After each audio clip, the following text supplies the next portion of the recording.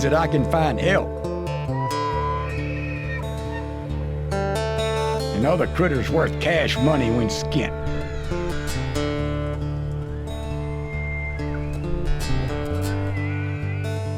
Ride due west as the sun sets.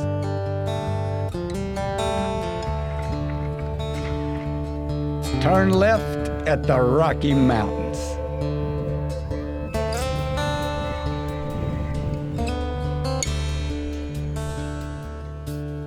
Elk season begins at one of our favorite places, the Belt Mountain Range in Big Sky Country, Montana.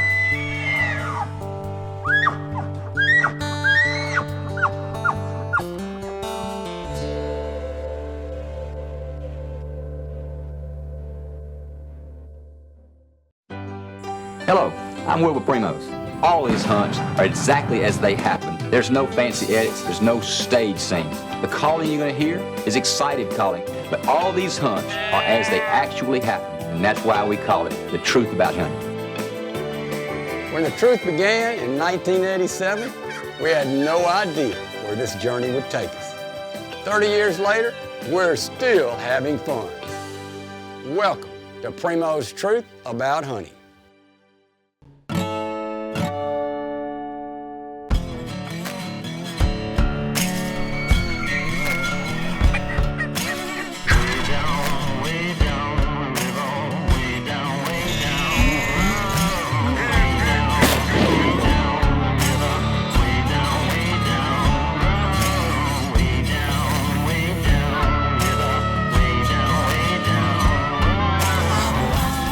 Primos Truth About Hunting is brought to you by Bushnell, Savage, Federal, Matthews Archery, Camelback, Mossy Oak, Squincher, Polaris, and Primos Hunting.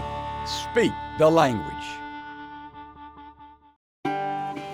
We're trying to get around where we saw some elk yesterday on the other side. Frank called it Serengeti. And getting there, we had a flat.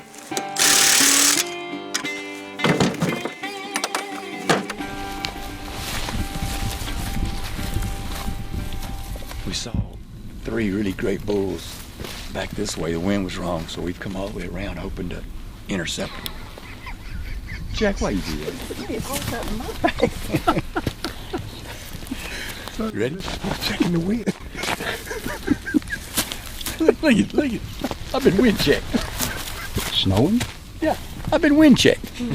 It never fails. Every year in Montana, we get a flat heading up the mountain. But luckily, we're not far from the ridge where we want to be. These elk are going to bed back in here. The wind's blowing like this, hopefully. They've already kind of passed us a little bit. We just kind of quarter into them, so gotta get busted. That's all we do. Sounds like they're still down there fighting and carrying on. I think we're all right. And our best bet with wind blowing this way, we can just get to that big tree down there. All right. You guys get to the big tree. Let's go. It's so important to have a team calling elk. When they get set up, I'm gonna get even with them, and I'll start calling. Then what I'll do is just start. If one starts coming, then I'll back up. When we get far enough back, if you see this little ridge behind me, so I can hop over that. They come like this, then it's open, but they gotta go look over that hill right there to find the call. Will and Troy right there, Miss Mary and Frank are right there, and we'll just all adjust depending on, where the elk are, where they come from. It really works good. So one thing, 9 times out of 10, if you can see an elk when you're the caller, like me, Miss Mary and Frank are, you're too close. Remember that.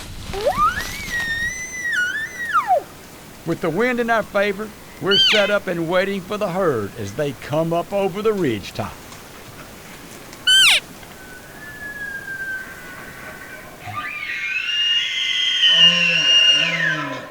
The herd comes up so fast that Brad is caught in the open and can't move. All he can do is ball up on the ground right beside us and wait for these cows and calves to walk by.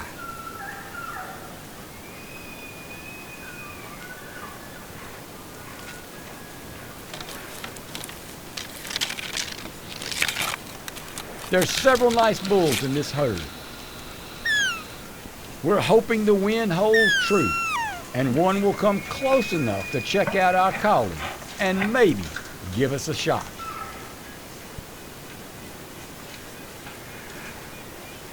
Troy, I hear another bull.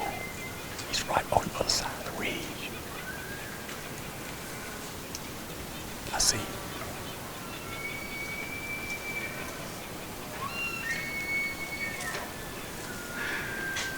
Big bull.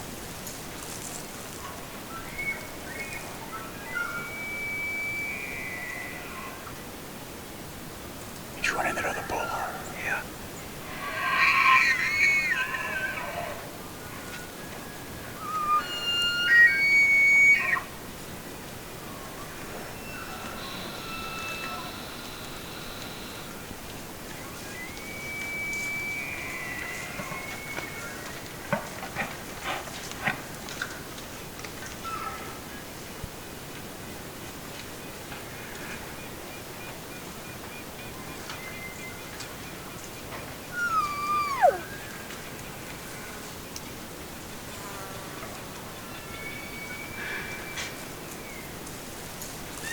Back.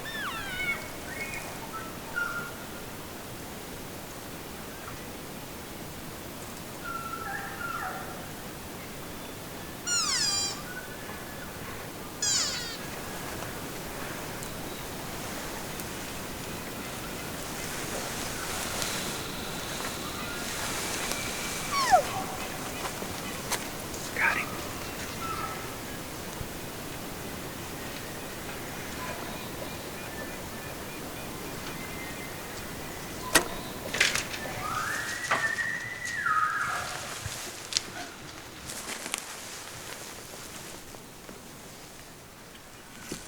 That was a bull. Come here. Now range that. And he was 45. And I said, okay, he's gonna be between 43 and 45. If he will, and he did it, and he stopped. He stopped perfect. And then there's a whole hanging down limb, so I crouched. I saw you. I was watching you through my left eye. And I went down. Everything was perfect. And right when I shot, either he, I don't know, my eyes saw him move. He did. But when you shot, instead of the normal reaction, just go in front, he dropped and turned. When he did, you hit back. I think it's a gut shot. It is. It's low in the gut and it got the punch. Look, I was mad at myself. I thought I'd have messed you up. No. I got stuck. I know you got stuck. I wondered you shut up, and I knew you were I stuck. was in a ball like this on the ground. He was right there in the grass. Well, you know how we do? Sometimes we'll make a couple calls. Yep. And then when they bugled it, I was going to come back toward y'all. And I made 2 calls on that. And the cows went, whoa. Mm-hmm. Will said, big bull coming. I just went, hit the ground. They were walking all around me. I could hear them. I didn't know what you had shot till I saw him right there standing. He's big. Yep. That's the biggest one you ever killed about. Mm-hmm. He's bigger than 350. Oh, yeah. And I saw him and went,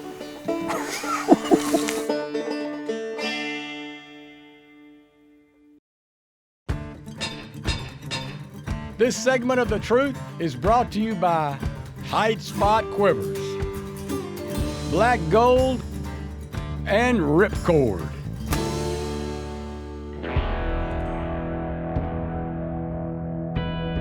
We're in Big Sky country in the Belt Mountains, hunting elk at the C8 Ranch with longtime friend Frank Anderson. We've hiked up to the top of a big ridge where the elk are coming up late morning, headed to their midday haunts. Frank and Mary are set up 75 yards behind us. Brad is just to our left.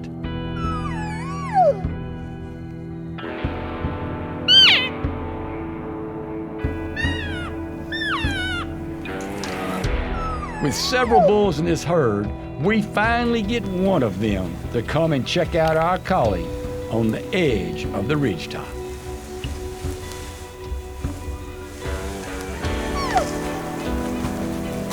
Got him.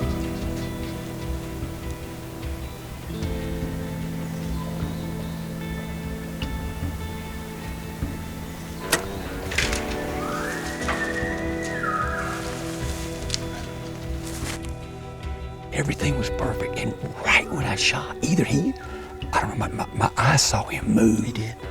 But I don't know if he reacted to the bow or whether he just walked. But when you shot, instead of the normal reaction, just go in front, he dropped and turned.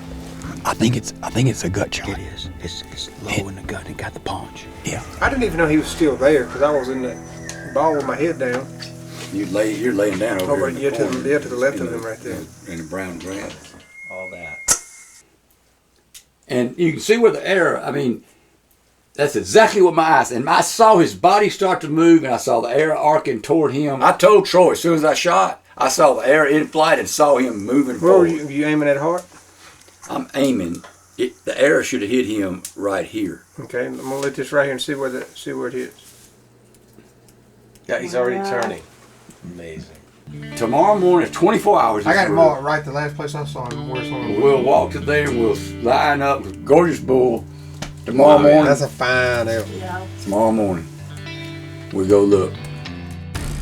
It's a sleepless night for yours truly, but we set out the following morning and find this magnificent bull. It's 45 degrees colder today than it was yesterday. Yeah. But look at this. Look what we got. And we did the right thing. We knew the shot was bad, and we looked at it. Oh my gosh, look at this guy. That is So, something else. We were right over top of that ridge, and we just set a little grid and came down here walking, and Troy is just he's not 50 yards right there, and all of a sudden he goes, "Woo, Will, I found him." And I just stood there going, "No, don't do that, Troy, don't mess with me like that." What a...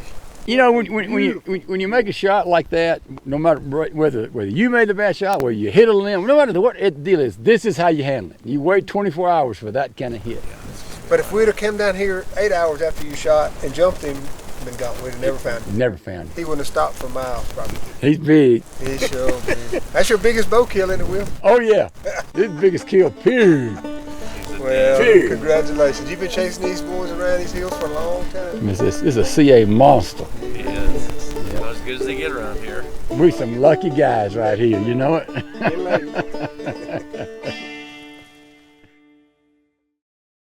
If you look right up there on the top of those, right at 14,000 foot peaks up there, that's where Mike shot his bighorn sheep several weeks ago. And now we're back, it's the middle of September, and we're chasing elk.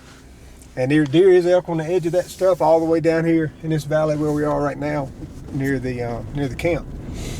But you know how it is mid-September when you want to call elk and you want to experience the rut and the sounds and the chaos that the elk go through. You know, from the 12th of September really to the first part of October is the time to do it. You know, you get a little bit of bugling early, but middle of September on is when things get real in the elk rut world. And here we are at Purgatory, hitting that time frame, perfect. We're looking forward to hearing some elk bugle and having some fun in the mountains here in Colorado.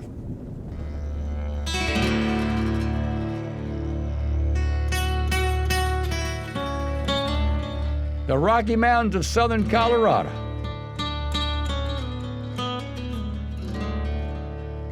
We're at Purgatory Peak in the Sangre de Cristo range of the Rockies.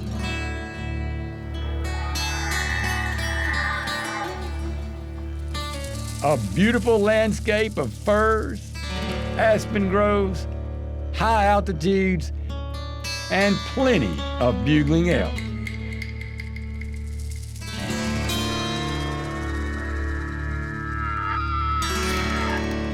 And we can't wait to get started.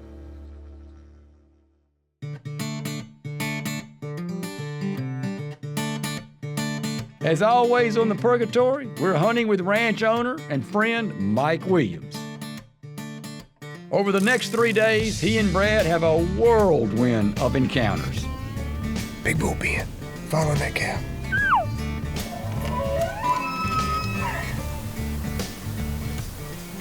That bull's got cows, but we got more coming this way. They set up, call, and encounter several nice bulls these first few days, but just can't quite make it all come together.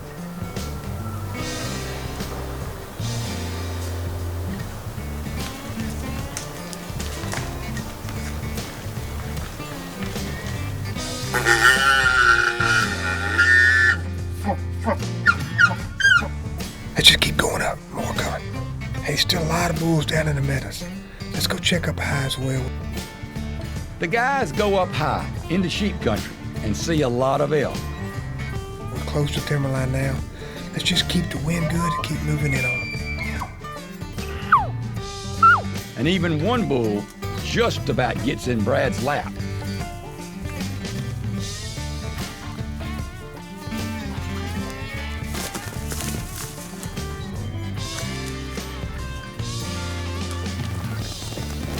I got my heart going. With all these elk being so vocal and aggressive, we have high hopes for the next few days of hunting here in the Rocky Mountains.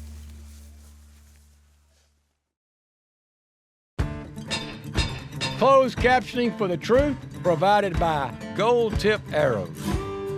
This segment of The Truth is brought to you by Ozonics and Ceasefire.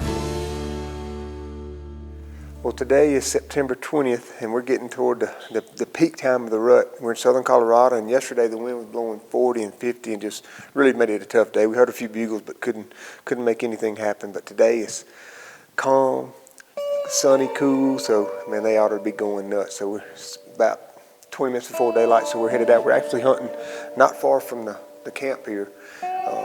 There's a timbered area that they've been cutting timber, and the elk are just piling in there. Just all the new food and whatever's going on, but they are in there thick, and that's where we're going to be at daylight.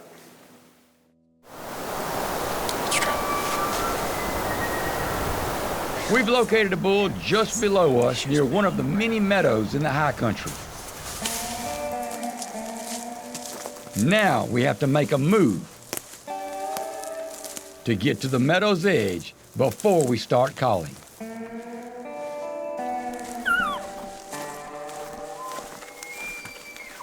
Let's get right here, Ben. Right here on the edge.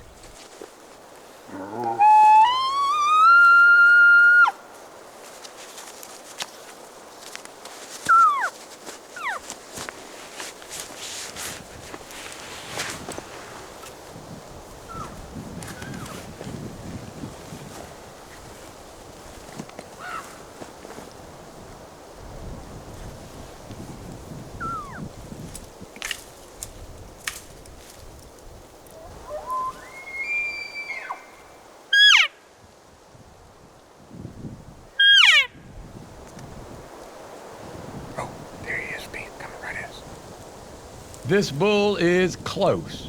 Brad is taken by surprise by how fast this old fella comes to Mike's calls.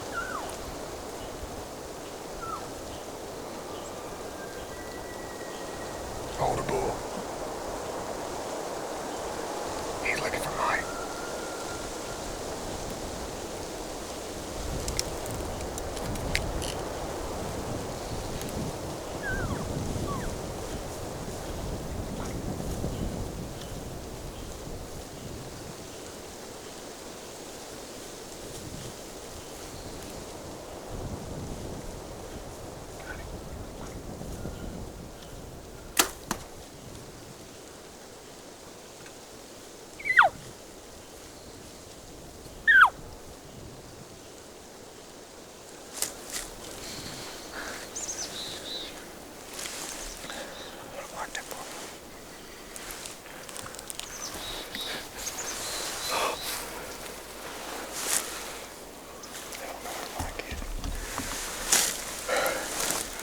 Look at that right there, would you? So, the last 2 days, the wind has just been wearing us out. But we've been laughing, having fun here at elk. You saw what he did when he got right there. He started to bugle, he goes, ooh. And it's, I don't know why they do that. We've seen several bulls do that. It's like they don't want to attract other bulls to them.